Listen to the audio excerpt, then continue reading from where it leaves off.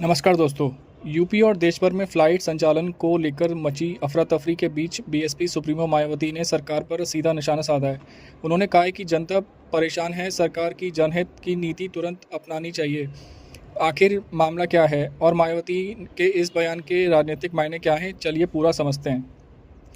पिछले कुछ दिनों से एयरलाइन संचालन में बड़ी व्यवस्था के देखने को मिली है। कई फ्लाइट लेट, कई रद्द और हज़ारों यात्री एयरपोर्ट पर घंटों फंसे रहे। सोशल मीडिया पर लोगों ने एयरलाइंस और सिस्टम दोनों को शिकायतों की बड़ी लगा दी। यात्री को कहना है कि अचानक फ़्लाइट कैंसिल, कई उचित सूचना नहीं, रिफंड में देरी, कस्टमर रिपोर्ट गायब।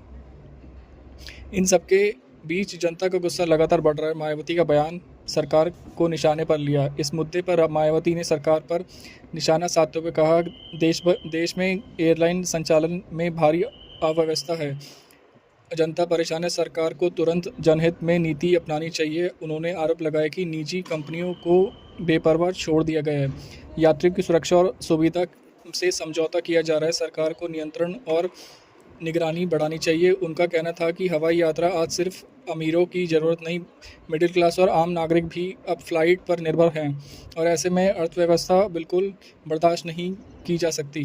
मायावती का चिंता वाला एंगल। मायावती ने आगे कहा कि एयरलाइन कंपनियों की लापरवाही पर लगाम लगाना जरूरी है। उन्होंने सुझाव दिया कि नियम सख्त किए जाएं, यात्री को सुरक्षा और सुविधा गारंटी मिले और कंपनियों को बेवजह जवाबदेह बनाया जाए। उन्होंने यह भी कहा कि सरकार को जनता के हित को प्राथमिकता देनी चाहिए, ना कि केवल कंपनियों को हित को। अब सवाल ये उठता है कि मायावती ने इस मुद्दे पर इतनी तीखी प्रतिक्रिया क्यों दी है।